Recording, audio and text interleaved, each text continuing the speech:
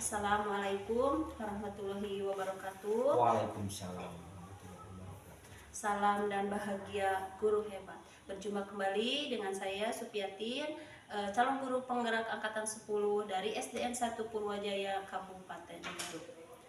Hari ini saya tidak sendiri, saya ditemani oleh Bapak Kepala Sekolah SDN 1 Purwajaya. Beliau adalah Bapak Agus Salim MPD. Assalamualaikum Bapak. Waalaikumsalam warahmatullahi. Bagaimana kabarnya hari ini? Alhamdulillah baik. Bapak, mohon maaf ini waktunya terganggu oleh saya. Apakah Bapak bersedia diwawancarai oleh saya, Bapak? Insya Allah sangat-sangat bersedia. Siap, Bapak. Bapak, ini adalah salah satu tugas dari pendidikan guru penggerak, yaitu tugas demonstrasi kontekstual modul 3.1, yaitu pengambilan keputusan yang berbasis nilai-nilai kebajikan sebagai pemimpin. Nah, Bapak, ini adalah mungkin saya akan bertanya tentang yang pernah Bapak alami. Bapak itu baik Bapak sebagai guru dulu, kemudian sebagai kepala sekolah. Nah, kasus-kasus yang pernah dihadapi oleh Bapak berkaitan dengan apa itu kedisiplinan siswa atau yang lainnya, Pak, yang berkaitan dengan dilema etika atau bujukan moral. Apakah Bapak bisa menceritakannya gitu, Pak?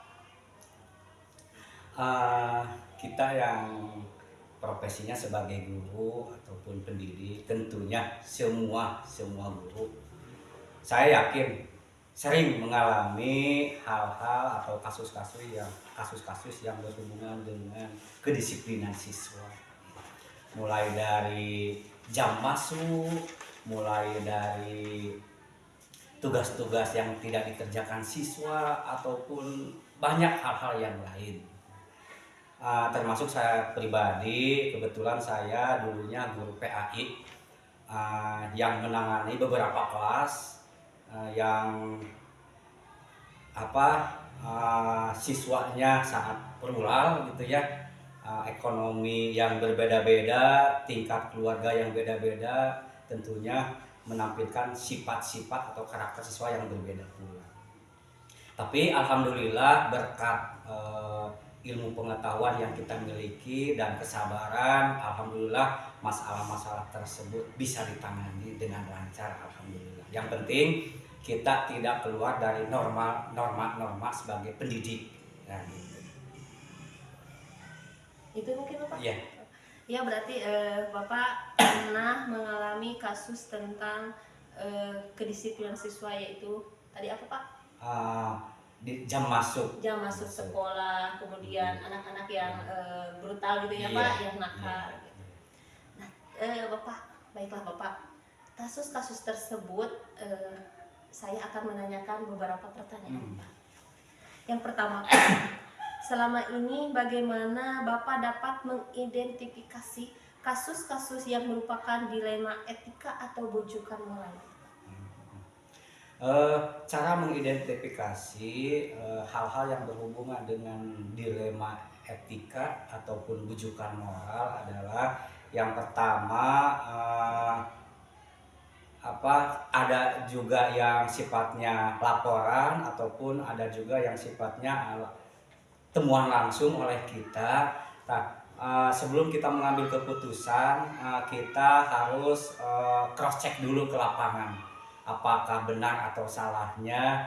Nah, nanti setelah kita teridentifikasi melalui cross check langsung ke orangnya terhadap kasus tersebut, kita jangan dulu langsung mengambil keputusan. Tapi setelah teridentifikasi, masalahnya sudah ditemukan, lalu kita sebelum mengambil keputusan bawa dulu ke forum kalau kita posisinya sebagai pimpinan. Setelah kita dibawa ke forum, dimusyawarahkan ataupun tukar pikiran. Setelah ditemukan ide-ide baru untuk mengambil keputusan, baru kita sebagai pemimpin ketuk palu untuk mencari benang merah supaya tidak merugikan orang lain ataupun benang merahnya bisa diselesaikan. Gitu. Baik Bapak. Nah, tadi Bapak akan mengidentifikasi tentang kasus-kasus dilema etika itu dengan cara adanya sifatnya laporan dari orang luar atau lingkungan muridnya gitu ya Pak. Kemudian temuan langsung oleh Bapak sendiri, itu baik itu di kelas ya di sekolah gitu ya Pak. Kemudian cross check ke lapangan, mungkin ke keluarganya gitu ya Pak, ke lapangan gitu. Apa namanya, ke rumahnya mungkin ya Pak, ke lapangan gitu ya Pak. Nah Pak, selama ini bagaimana Bapak menjalankan pengambilan keputusan di sekolah Bapak, terutama untuk kasus-kasus di mana ada dua kepentingan yang sama-sama benar atau sama-sama mengandung nilai kebajikan gitu Pak? Cara mengambil keputusannya adalah tetap kita kembali kepada forum musyawarah, karena itu adalah menjadi titik akhir. Kita sebagai pemimpin tidak bisa serta-merta menjalankan kebijakan secara sepihak, karena kita punya bukan bawahan ya, tapi rekan kerja, punya rekan kerja yang lain yang bisa dibawa untuk kerjasama. Apabila ada dilema etika ataupun ada dua hal yang dua-duanya benar, nah mungkin saya akan memutuskan supaya dua-duanya tetap berjalan, walaupun hal itu bisa lewat perwakilan, nah gitu, diwakilkan.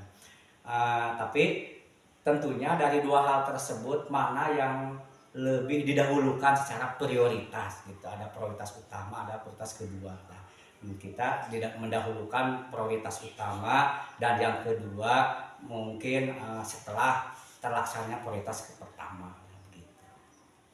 Baik Bapak. Tadi Bapak akan mengambil keputusan itu dengan cara musyawarah, baik itu mungkin dengan rekan kerja gitu ya. Kemudian ada warga sekolah yang ada di sekolah gitu ya Pak. Kemudian dari keputusan tersebut Bapak akan lebih mendahulukan prioritas utama, prioritas pertama. Kalau tidak sampai mungkin ke prioritas kedua gitu ya Pak. Baik Bapak, itu pertanyaan yang saya kedua ya. Nah baik Bapak, pertanyaan ketiganya yaitu langkah-langkah atau prosedur seperti apa yang biasa Bapak lakukan selama ini Pak untuk menangani kasus-kasus tersebut? Prosedurnya ataupun langkah-langkahnya tetap, karena kita adalah birokrasi. Birokrasi itu jangan dalam menjalankan aturan jangan keluar dari tata tertib yang tertuang dalam aturan secara tertulis lah gitu. Secara formalnya tetap kembali kepada yang tadi, setelah kita menerima informasi-informasi baik dari ekstern ataupun intern, sebelum kita mengambil keputusan tetap langkah-langkahnya adalah lewat jalan musyawarah. Karena ada pepatah yang mengatakan tidak akan menyesal seseorang yang memutuskan suatu perkara lewat musyawarah. Nah, gitu. Jadi tetap endingnya paling puncaknya adalah kita lewat musyawarah, karena kita adalah birokrasi. Baik Bapak, tadi langkah-langkah Bapak yang akan Bapak lakukan atau prosedur yang akan Bapak lakukan untuk menangani kasus-kasus yang selama ini, yaitu dengan keluar dari tata tertib atau peraturan. Kemudian Bapak tetap akan melakukan dengan cara bermusyawarah. Baik Bapak, nih Pak, hal-hal apa saja yang selama ini Bapak anggap efektif dalam pengambilan keputusan pada kasus-kasus dilema etika? Hal-hal yang paling efektif dalam menangani dilema etika ataupun apa tadi yang satunya lagi? Ya, bujukan moral adalah paling efektifnya. Kalau kan ada yang benar dan salah ya, kalau benar dua-duanya itu sangat gampang gitu. Tapi kalau kita dihadapkan dengan benar dan salah, hal yang paling efektif kita memanggil orang tersebut, kita ngobrol empat mata, lalu diberikan pemahaman, dikasih wawasan supaya lebih mengerti karena kita bekerja dalam birokrasi, kita terikat oleh aturan-aturan, makanya semua orang harus paham tentang tata tertib ini. Kalau kita mengacu pada tata tertib, insya Allah kita tidak akan keluar dari norma-norma yang sudah berlaku dalam suatu birokrasi. Nah, gitu. Makanya hal yang paling efektif sebelum kita memberikan sanksi ataupun lebih jauh ke tingkat musyawarah, yang paling efektif itu kita memanggil orang tersebut, apakah itu bawahan apapun siapa saja, lalu kita diberikan pemahaman, dijelaskan, dimengertikan supaya kita sama-sama berada pada jalur yang benar sesuai tata tertib yang ada. Baik Bapak, berarti hal yang selama ini paling efektif itu dalam pengambilan keputusan pada kasus-kasus dilema etika maupun rujukan moral, yaitu memanggil orang tersebut untuk diberikan pemahaman gitu ya Pak, tentang apa yang telah dilakukannya. Baik Bapak. Nah selanjutnya Pak, hal-hal apa saja nih yang selama ini merupakan tantangan dalam pengambilan keputusan pada kasus dilema etika tersebut? Tantangan yang paling besar dari kasus-kasus dilema etika tersebut adalah itu karakter yang dimiliki dari masing-masing pribadi ataupun dari para pegawai tersebut. Kita kan tentunya kalau kita mempunyai 5 atau 8 rekan kerja, itu terdiri dari 8 karakter dan 8 sifat. Tentunya dari perbedaan tersebut kita harus bisa mengimbangi dari kesabaran, dari bijaksana yang kita terapkan, itu harus bisa mengimbangi ke 8 karakter tersebut.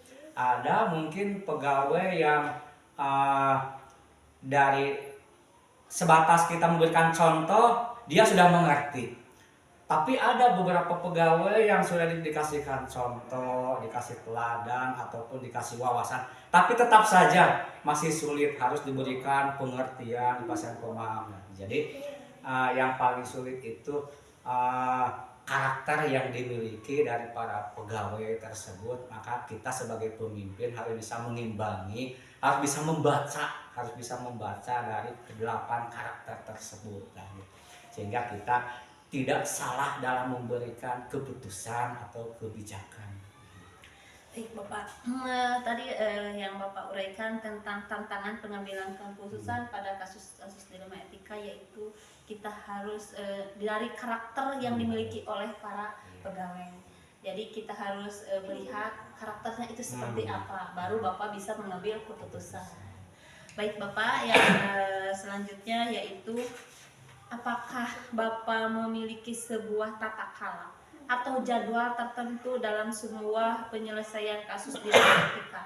Apakah Bapak langsung menyelesaikannya di tempat atau memiliki sebuah jadwal untuk menyelesaikannya? Bentuk atau prosedur seperti apa ini yang akan Bapak jalankan?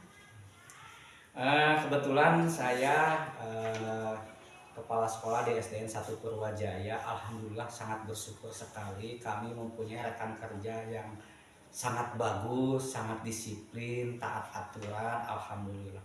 Ini adalah suatu anugerah dan nikmat yang besar kepada Allah Subhanahu wa Ta'ala, sehingga kami tidak terlalu berat untuk mengelola rekan kerja tersebut.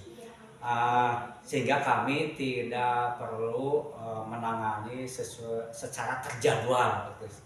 Tapi untuk menangani hal itu kami lakukan secara insidental, secara sewaktu-waktu apabila muncul ke permukaan kasus-kasus dilema etika, maka kami tanganinya saat itu juga gitu. Jadi tidak terlalu terjadwal karena kami mempunyai rekan kerja yang alhamdulillah disiplinnya bagus, tanggung jawabnya juga bagus, gitu, sehingga tidak terjadwal. Baik Bapak, mungkin dalam Bapak menyelesaikan sebuah kasus tata krala atau jadwal itu Bapak secara insidental ya Pak, saat itu juga langsung diselesaikan, tidak terjadwal Pak. Kemudian Bapak, adakah seseorang atau faktor-faktor apa yang selama ini mempermudah atau membantu Bapak dalam pengambilan keputusan dalam kasus-kasus dilema etika? Hal-hal yang dapat mempermudah dalam menangani kasus-kasus dilema etika, kalau yang saya alami di sini ya, itu adalah rasa tanggung jawab guru ataupun rekan kerja yang sangat bagus sekali. Terus rasa memiliki terhadap sekolah ini, terus dari wawasan yang mereka miliki, terus lagi rasa tanggung jawab dan juga jarak antara rumah para pegawai dengan sekolah, alhamdulillah jaraknya dekat-dekat sehingga tanggung jawabnya sangat besar. Nah itu mungkin beberapa hal kecil yang bisa ataupun dapat mempermudah dalam menangani kasus-kasus dilema etika. Baik Bapak, seseorang atau faktor yang selama ini mempermudah atau membantu Bapak mengambil keputusan itu dalam dilema etika, yaitu dari guru-guru ya, di mana guru-guru itu merasa tanggung jawab yang sangat besar, rasa memiliki gitu ya Pak, kemudian wawasan yang mereka miliki lumayan luas gitu ya Pak, terus mungkin dari pengetahuannya gitu Bapak. Kemudian Bapak, ini mungkin pertanyaan terakhir nih Pak. Dari semua hal yang telah Bapak sampaikan, pembelajaran apa nih yang Bapak dapat dipetik dari pengalaman Bapak mengambil keputusan dilema etika? Pelajaran yang dapat dipetik yang saya alami ya dari kasus-kasus dalam menangani dilema etika ini adalah, pertama kita harus mempunyai kesabaran karena kita bekerja bukan sendirian, tentunya berhubungan dengan rekan kerja. Yang kedua, kita harus mempunyai wawasan yang luas dalam dunia pendidikan sehingga dalam mengambil keputusan kita tidak sembarangan. Nah, gitu. Yang ketiga, kita harus paham terhadap lingkungan kerja, topografinya, lingkungannya, suasananya, iklimnya, bahkan kondisi keluarga rekan kerja pun kita harus tahu sehingga kita mengerti dia begini di sekolah karena ada hubungannya dengan di keluarganya gitu. Jadi kita harus punya wawasan yang luas, harus dekat dengan rekan kerja sehingga kita dalam mengambil keputusan tidak sembarangan tapi pas gitu. Nah, mungkin itu. Baik Bapak, tadi yang Bapak uraikan tentang pembelajaran yang bisa Bapak petik dari pengambilan keputusan dilema etika, yaitu kita harus mempunyai wawasan yang luas, terus harus mempunyai kesabaran yang lebih gitu ya Pak, terus harus memahami lingkungan yang ada di sekolah. Baik Bapak, itu mungkin pertanyaan-pertanyaan dari saya tentang kasus-kasus yang telah Bapak alami. Terima kasih Bapak atas waktunya. Mohon maaf, mungkin percakapan atau wawancara kali ini saya sampai sini dulu Bapak. Terima kasih Bapak. Minta maaf nih waktunya telah terganggu. Terima kasih Bapak. Assalamualaikum warahmatullahi wabarakatuh. Waalaikumsalam warahmatullahi wabarakatuh. Alhamdulillah, wawancara dengan Bapak Kepala Sekolah SDN 1 Purwajaya, yaitu Bapak Agus Salim MPD, telah selesai. Terima kasih Bapak. Sekali lagi Bapak, terima kasih. Sama-sama. Wassalamualaikum warahmatullahi wabarakatuh. Waalaikumsalam.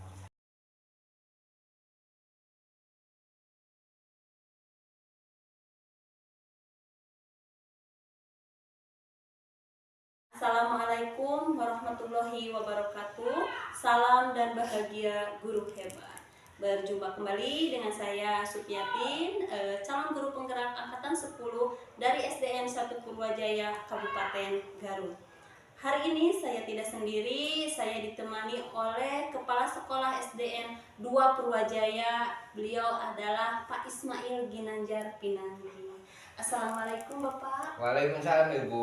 Bagaimana kabarnya hari ini Alhamdulillah Bapak? Bu, ada apa Bu ya? Mohon maaf Pak, sebelumnya waktunya terganggu Bapak. Ya Bu. Saya kesini Bapak meminta izin mungkin ya Pak untuk mewawancarai Bapak, yaitu merupakan salah satu tugas demonstrasi kontekstual Pak tentang modul titik 3.1, yaitu pengambilan keputusan berbasis nilai-nilai kebajikan seorang pemimpin gitu Bapak.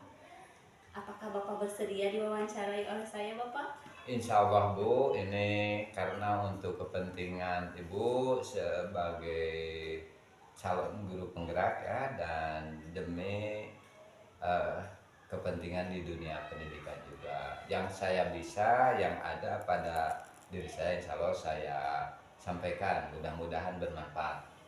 Terima kasih Bapak atas ketersediaannya. Ini saya akan mewawancarai Bapak tentang keputusan-keputusan apa saja yang akan Bapak ambil tentang kasus-kasus yang ada di sekolah. Yang pertama mungkin Pak, Bapak bisa ceritakan tentang kasus-kasus yang Bapak pernah pernah hadapi tentang kasus-kasus dalam pengambilan keputusan, yaitu kasus-kasus dilema etika atau bujukan moral gitu. Bisa diceritakan Pak seperti apa? Oh gitu ya. Mengenai sebagaimana yang diutarakan oleh Ibu, yang terjadi mungkin ini yang dialami pasti mengenai kejadian yang terjadi di sekolah ini ya. Sebab saya duduk sebagai pimpinan di SD 2 Purwajaya ini baru menjalani tahun yang kedua. Berhubungan dengan permasalahan yang barusan diungkapkan oleh Ibu mengenai dilema etika dan atau bujukan moral ya. Ini mungkin berkaitan, ada beberapa kasus mungkin yang pernah dialami walaupun hanya dalam kurun waktu 2 tahun. Kalau yang hampir persis permasalahannya mungkin ini berkaitan dengan jam belajar anak mungkin ya, jam belajar anak atau hari efektif sekolah. Karena waktu tahun ajaran sebelumnya sekolah ini menggunakan hari efektif belajar itu 5 hari. Jadi istilahnya full day ya, sampai pukul 2.30. Nah, saya datang ke sini, pindah dari SD yang lain ke SD 2 Purwajaya. Dan setelah didalami ternyata ada beberapa permasalahan. Di antaranya keefektifan belajar itu ternyata kurang efektif. Anak harus belajar full day itu selama 1 minggu kan, Senin sampai Jumat. Anak itu dikasih waktu belajar dipadatkan, yang hari Sabtu dipadatkan menjadi 5 hari, yang asalnya 6 hari. Itu anak khususnya kelas tinggi, kelas 3, 4, 5, 6 itu sampai 12.30, sampai pukul 2.30, 14.30. Sementara anak yang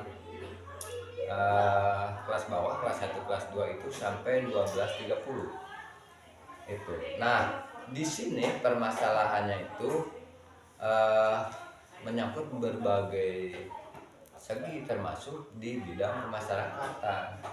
Makanya di sini terjadi seperti yang diungkapkan barusan, ada permasalahan dilema etika atau bujukan moral seperti tadi. Pertama itu, anak itu ternyata kalau khususnya di daerah sini, di daerah khususnya di daerah, ternyata anak itu masih belum menerima, masih belum dapat menyesuaikan dengan adanya pembelajaran 5 hari itu atau full day. Sementara di lingkungan masyarakatnya waktu bermain anak itu ternyata menjadi lebih leluasa. Kenapa? Karena coba saja hari Sabtu kan menjadi libur bagi mereka. Hari Sabtu libur, otomatis liburnya menjadi 2 hari. Jadi bermain anak itu menjadi lebih lama. Sementara dari Senin sampai Jumat kegiatan di lingkungan, kegiatan mengaji anak terganggu dengan adanya kegiatan full day tersebut. Kan biasanya 1:30 itu udah masuk pengajian. Sementara karena waktu sekolah diperpanjang menjadi pukul 2.30, nah itu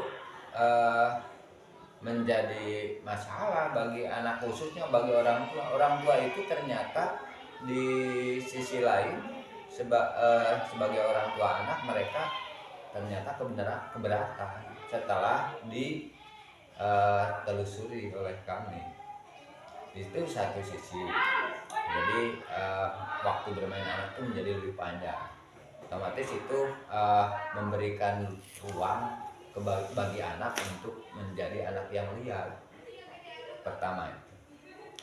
Kedua, kondusivitas belajar itu bagi anak ternyata karena situasi masyarakatnya belum menunjang, mungkin ini ya menurut pengawasan kami, menurut penelaahan kami.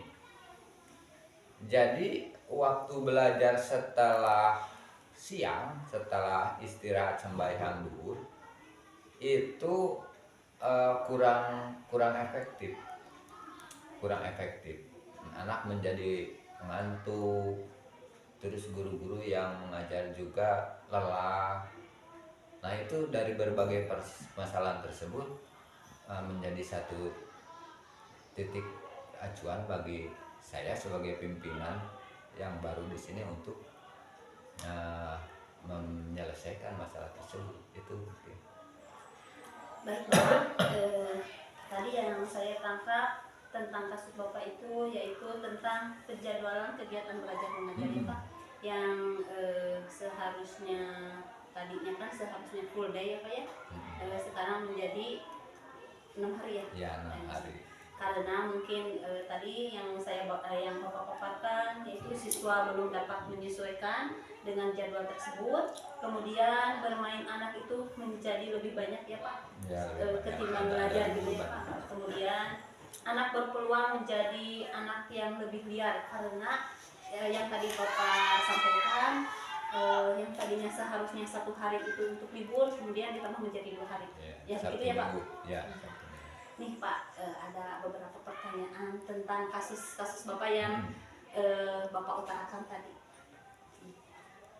Selama ini bagaimana sih Pak, Bapak dapat mengidentifikasi kasus-kasus yang merupakan dilema etika atau rujukan moral yang Bapak sampaikan tersebut? Oh itu, jadi pengidentifikasian ini emang sudah berjalan sejak saya datang ke sini. Jadi saya mengidentifikasi ini menjadi masalah karena apa? Beberapa poin ya. Yang pertama, efektivitas belajar berkurang. Ternyata setelah 5 hari itu efektivitas yang harusnya bersinergi kepada hasil ternyata itu tidak berkesinambungan. Harusnya kalau ada kebijakan perubahan waktu pembelajaran dari 6 hari menjadi 5 hari, harusnya itu berarti harus sinergi dengan kualitas pendidikan yang dihasilkan. Ternyata ini masih tetap saja. Itu kan menjadi pengidentifikasian masalah. Jadi pertama, yang kedua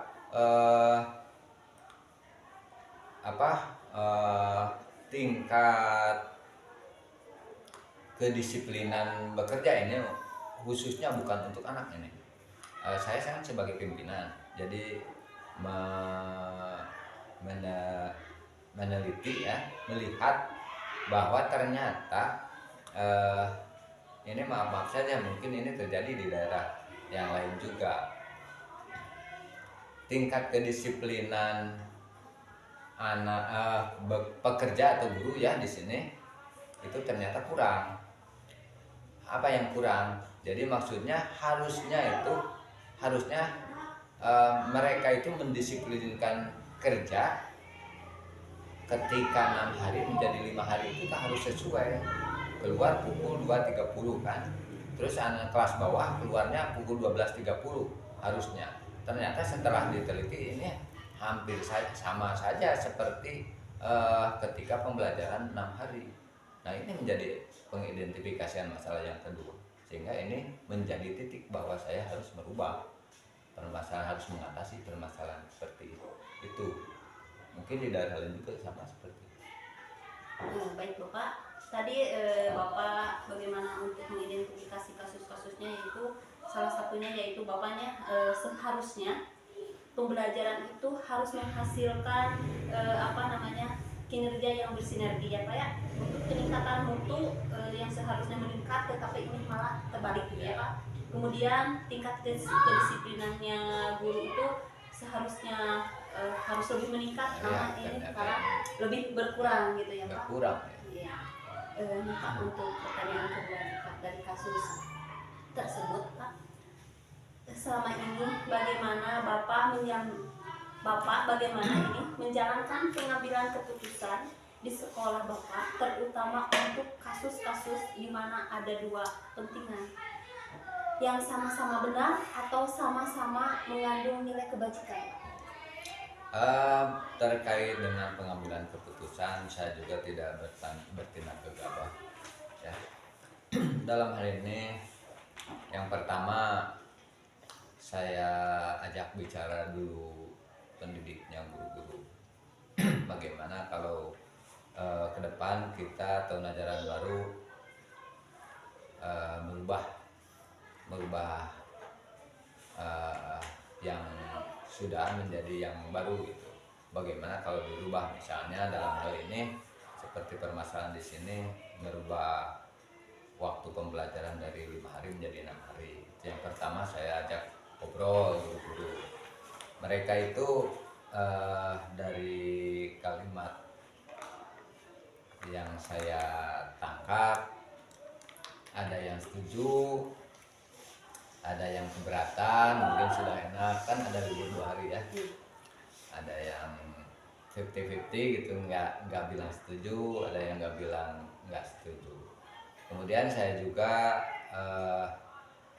meminta pendapat ke ketua komite. Bagaimana kalau hal ini dirubah gitu ya, seperti dulu sebelum pembelajaran 5 hari diberlakukan.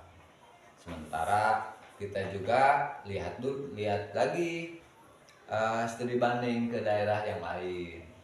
Ternyata di kecamatan tetangga ya, kecamatan kita memang melaksanakan pembelajaran 5 hari, tetapi di kecamatan tetangga kan masih ada yang menggunakan. Jadi kita perbandingan ke kecamatan yang lain. Jadi beberapa hal itu yang bisa dijadikan kesimpulan untuk pengambilan keputusan. Baik Bapak, tadi Bapak dalam menjalankan pengambilan keputusan di sekolah ini, yaitu salah satunya yaitu berdiskusi gitu ya Pak, baik itu dengan rekan kerja tentang perubahan penjadwalan, kemudian berdiskusi dengan komite tentang jadwal kegiatan belajar mengajar yang tadinya 5 hari. Ada yang terlewat, ya. Ada yang terlewat dengan orang tua juga ada. Dengan orang tua, ada yang dengan orang tua. Jadi saya di keseharian ya, ketika berada di luar bersama masyarakat, saya juga ngobrol-ngobrol walaupun tidak langsung ke arah pembicaraan ke arah tujuan perubahan, tetapi saya mengambil secara halus lah. Jadi sambil ngobrol bebas, ngobrol ringan dengan orang tua. Ternyata mereka mendukung langkah yang akan diambil, jadi itu menjadi semakin itu ada orang tua juga yang diajak. Baik Betul. Bapak, jadi saya berkesimpulan tentang pengambilan keputusan yang Bapak utarakan tadi, yaitu tentang satu berdiskusi dulu dengan semua pegawai di sini ya Pak, dengan Ya, rekan, dengan guru, ada undangan dengan komite, stakeholder, ada. dengan orang tua gitu ya Pak, tentang pengambilan keputusan penggantian jadwal yang tadinya 5 hari menjadi 6 hari. Ya baik Bapak, mungkin pertanyaan ketiganya nih Pak, langkah-langkah atau prosedur seperti apa nih yang biasa Bapak lakukan selama ini tentang kasus-kasus yang Bapak hadapi, tentang kasus tersebut gitu, Pak? Langkah-langkahnya atau prosedurnya seperti apa nih? Kalau kalau berbicara masalah prosedur, ini dikarenakan saya bertindak sebagai pimpinan ya, kan dari awal pertama melalui musyawarah dengan rekan kerja sudah, Ya, kemudian dengan stakeholder, dengan ketua komite, dengan masyarakat juga, orang tua murid sudah. Jadi saya langsung ambil keputusan sebagai pimpinan ketika kebetulan kemarin kan habis libur panjang. ya. Jadi menghadapi tahun ajaran baru langsung dibuat keputusan saja, langsung juga didasari dengan tembusan. Saya kan kasih tembusan juga ke atasan, ke Korwil bidang pendidikan sudah, ya.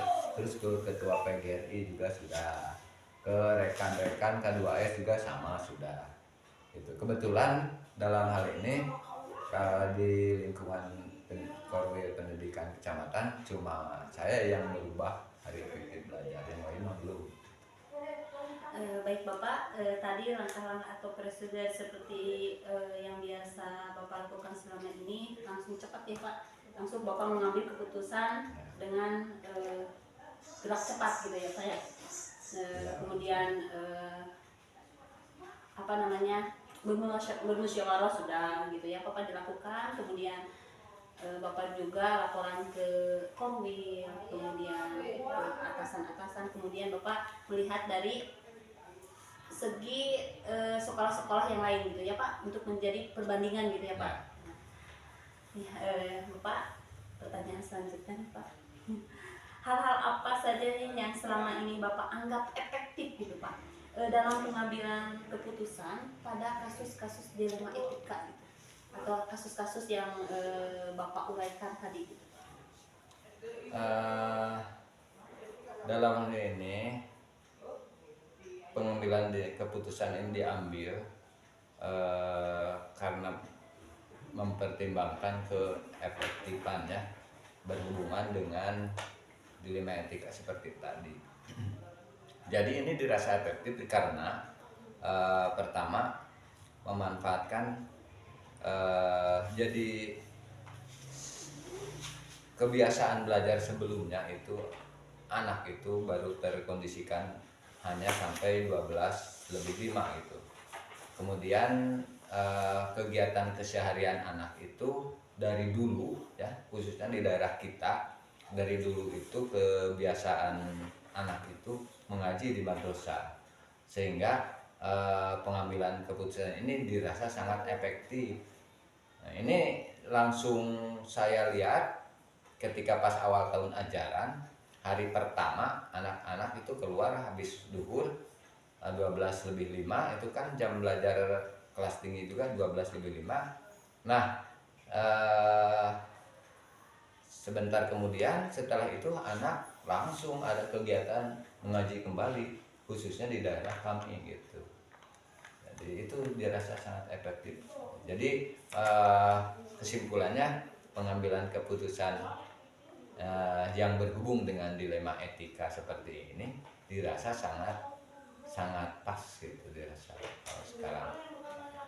Baik Bapak, berarti tadi apa namanya yang sangat efektif itu dari pengambilan keputusan kasus-kasus yang tadi Bapak uraikan, yaitu memanfaatkan kebiasaan yang dapat terkondisikan.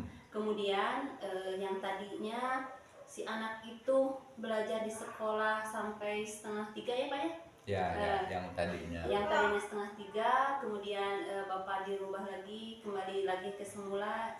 Jadi waktu itu bisa dimanfaatkan untuk anak itu mengaji Ya, atau belajar keagamaan. belajar keagamaan di lingkungannya masing-masing. Baik Bapak, mungkin ada pertanyaan selanjutnya nih Pak.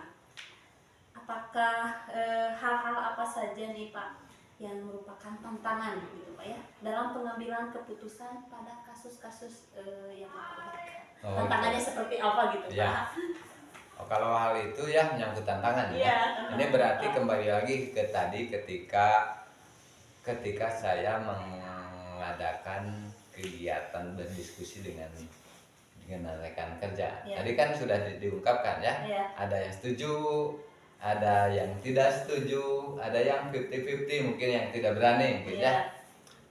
Sementara yang tidak setuju ini juga tidak mengungkapkan secara langsung, tetapi lewat temannya. Kemudian saya ini ya saya selidik dari rekan kerja yang lain, ternyata ada juga yang kurang setuju.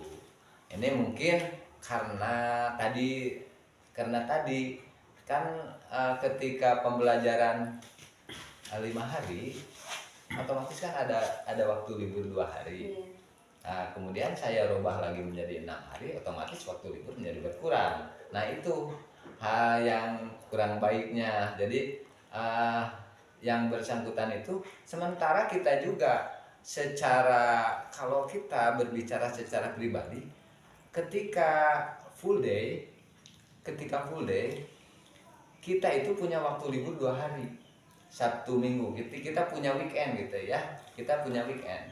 Sementara efektivitas belajarnya itu kurang baik. Jadi hal seperti itu yang menjadi sisi negatif bagi kita. Kita mempunyai perasaan lebih untung, punya waktu libur lebih panjang, tetapi efektivitas belajar itu kurang. Karena apa? Anak-anak itu lelah. Coba bayangkan anak kelas 1 umur 6 tahun, 7 tahun harus belajar sampai duhur 12.30 full. Anak itu fisiknya belum menerima. Secara keseluruhan anak SD itu masih kalau menurut saya ya, di daerah ini, kecuali kalau sudah menjadi kebiasaan, misalnya di kota-kota besar yang lain yang seluruh sekolahnya sudah melakukan kegiatan pembelajaran full day, itu beda lagi ceritanya. Kalau di daerah kita ini itu belum memadai untuk anak-anak di daerah kita. Itu jadi hal yang kurang baiknya itu mereka itu merasa dirugikan, padahal kita mengingat dan menimbang apa hal baik dan hal buruk. Hal baiknya itu mereka merasa libur lebih lama, padahal itu masih sama-sama saja. Ketika kita bekerja sampai duhur, sampai 12:05, itu kita punya waktu istirahat sampai sore. Ketika kita bekerja full day, memang waktu kita lebih sebentar, tapi kan kita punya waktu lagi sehari Sabtu Minggu itu sementara, padahal kalau dihitung rata-rata hampir sama saja. Sebab kan jumlah jam belajar anak itu masih tetap 40 jam. Karena 5 hari sehingga lebih lama, karena 6 hari sehingga lebih sedikit, cuma sampai 12:05. Itu saja. Kalau mereka berhitung matematis sebenarnya tidak ada yang dirugikan. Kalau secara matematis, malah kita menjadi lebih fresh bekerja. Ternyata setelah dilalui ini hampir 1 bulan, hampir kurang lah ya, kita memasukkan sekitar tanggal 15 Juli, masih belum 1 bulan. Ternyata ini bekerja ini khususnya di daerah di sekolah ini enjoy kembali sekarang, kembali ke seperti dulu kalau sekarang.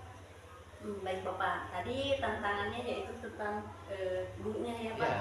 Tadi gurunya yang tadinya ada yang setuju, ada yang tidak setuju. Jadi gurunya merasa weekend atau hari liburnya menjadi berkurang gitu ya Pak. Kemudian iya, anak juga terforsir gitu ya Pak, pemikiran atau belajarnya gitu. Jadi Bapak mengambil keputusan bahwa keputusan ini adalah keputusan yang terbaik. Insya Allah mudah-mudahan terbaik. Baik Bapak, mungkin saya akan ada pertanyaan lagi nih Pak. Ya, silakan. Adakah seseorang atau faktor-faktor apa nih yang selama ini Bapak untuk mempermudah atau membantu keputusan yang pengambilan keputusan atau dalam kasus-kasus seperti ini gitu Pak? Yang mendukung atau adakah seseorang atau faktor-faktor yang membantu Bapak dalam pengambilan keputusan tentang kasus-kasus dilema etika yang Bapak uraikan tadi? Ini karena ini topik pembicaraannya ini menjurus ke perilaku yang dibentuk oleh anak setelah bermain di luar menjadi waktu lebih lama ya. Jadi ini berhubungan juga dengan peran tokoh-tokoh agama ya. Khususnya kalau di intern guru agama kan. Kalau di lingkungan luar ini tokoh agama ya, seperti ustadz seperti ini. Kebetulan dalam hal ini ketua komitenya ajengan jadi ustadz. Saya berbincang-bincang, mereka mendukung mendukung keputusan yang akan diambil ketika mengobrol bermusyawarah. Mereka mendukung orang tua murid yang kebetulan juga beliau adalah tokoh agama, sangat mendukung sekali karena kegiatan pembelajaran keagamaan mereka menjadi bisa lagi diselenggarakan. Jadi ini otomatis menjadi kekuatan kepada pihak sekolah untuk melakukan pengambilan keputusan. Itu. Baik Bapak, tadi apakah seseorang atau faktor-faktor yang membantu pengambilan keputusan tentang kasus-kasus dengan dilema etika itu Bapak utarakan itu. Nah, yang membantu Bapak itu tokoh-tokoh agama, kemudian komite gitu ya Pak. Ya, terus kemudian orang tua juga murid yang membantu Bapak dalam pengambilan keputusan ini. Pak, selanjutnya ada nih pertanyaan terakhir mungkin Pak dari saya. Ya. Semua yang telah disampaikan, yang telah diutarakan oleh Bapak, kemudian yang begitu panjang gitu ya Pak, dalam pembelajaran apa nih yang dapat Bapak petik dari pengalaman Bapak dalam pengambilan keputusan tentang dilema etika? Pembelajaran apa yang kita ambil? Kita mengambil hikmah dari pengambilan keputusan khususnya dalam kasus seperti ini. Saya bersyukur gitu ya. Saya bersyukur bisa mengatasi ini semua gitu dari sebenarnya ini bukan masalah sepele, sebenarnya ini masalah yang sangat menentukan bagi masa depan bangsa sebenarnya. Kalau kita berhitung skala yang luas, kalau misalnya permasalahan seperti ini terjadi di seluruh sekolah, terus ketika tidak dilakukan penanganan, otomatis ini akan berkembang menjadi masalah yang lebih besar. Kenapa? Kalau anak itu dilepas tanpa bimbingan orang tua, kurang. Jadi waktu bermain mereka lebih luas, lebih panjang, otomatis mereka lepas dari bimbingan orang tua. Nah, bagaimana kalau hal ini terjadi dalam skala yang lebih luas? Ini akan berakibat fatal bagi kemajuan pendidikan khususnya di negara kita. Makanya saya merasa bersyukur gitu. Kami di sini merasa bersyukur bisa melakukan bisa mengambil keputusan seperti ini Jadi otomatis bisa memperkecil kemungkinan, pertama ya, bisa memperkecil kemungkinan tingkat kenakalan remaja ya, karena sekarang kenakalan anak-anak ya, kenakalan remaja, karena sekarang ini kita sudah sangat gencar-gencar sekali kan, sudah tahu semuanya, media sosial itu sangat menggempur masa depan anak didik kita. Itu kalau tanpa bimbingan dari orang tua itu adalah senjata yang paling ampuh untuk membunuh masa depan bangsa sebenarnya. HP itu kalau tanpa bimbingan dari orang tua itu ternyata dijamin anak-anak kita akan terbodohi. Coba saya pikirkan, kalau tanpa bimbingan anak diberi kesempatan memegang, yang dia lihat itu kemana saja. Sementara di dunia sosial, di dunia maya itu, di dalam HP itu, ketika sudah nyambung ke internet, apa saja sudah ada di sana. Jadi otomatis untuk memperkecil peluang ke arah sana, kita harus lebih mempersempit ruang gerak anak-anak. Ya otomatis kita harus lebih sering berhadapan dengan anak, orang tua juga lebih lama berhadapan dengan anak. Otomatis kalau kita dari 5 hari, kita sekarang jadi 6 hari, kita sampai hari Sabtu, jadi anak cuma punya waktu libur 1 hari. Kemudian sore harinya setelah pulang sekolah, mereka ada kegiatan mengaji lagi sampai asar, ada bermain sebentar, setelah waktu maghrib ada pengajian kembali, kan itu otomatis bisa mengontrol lah, bisa menjadi bahan alat kontrol untuk anak supaya tidak terlalu lama itu jadi memasuki dunia yang lebih luas dari itu pengaruh yang negatifnya itu mungkin. Mudah-mudahan kurang puas, kalau kurang puas mungkin. Baik Bapak, dari semua yang telah Bapak sampaikan, pembelajaran yang dapat Bapak petik dari pengalaman Bapak tentang kasus atau keputusan dilema yang Bapak uraikan, yaitu mendapatkan hikmah gitu ya Pak, Ya. Dari pengambilan keputusan sehingga dapat membantu anak itu memperkecil peluang tingkat kenakalan. Kemudian memperkecil tingkat anak itu terus bermain HP gitu ya Pak ya, sehingga mungkin anak-anak itu kalau di full day di 6 hari kan itu anak bisa belajar keagamaan gitu ya Pak ya. Ya seperti itu. Ya Bapak, baiklah, terima kasih Bapak. Mungkin dicukupkan sekian percakapan atau wawancara saya ini ke Bapak-Bapak. Ya. Mohon maaf waktunya terganggu. Terima kasih Bapak telah memberikan masalah-masalah atau kasus-kasus yang Bapak hadapi kepada saya ini Pak.